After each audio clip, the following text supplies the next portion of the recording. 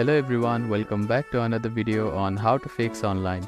In today's video, I am going to show you how to fix login problems with SBI credit card account. If you are having trouble logging into your account, here are some fixes you can try. The first thing to do is to check that you have a stable internet connection, either through Wi-Fi or cellular data. Then try logging in again. Also make sure that you are typing your information correctly. The second step is to clear your browser cache and cookies. Sometimes stored data in your browser can cause login issues. To do this, open your browser and click on the three dots at the bottom right corner. Then find the History button. After clicking on the History button, you can find the Delete Browsing Data button. Click on it, then select the time range as all time.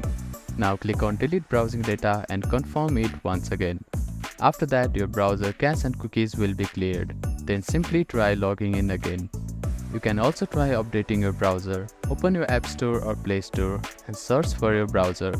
Check if there are any updates available for the application. You will see an update button.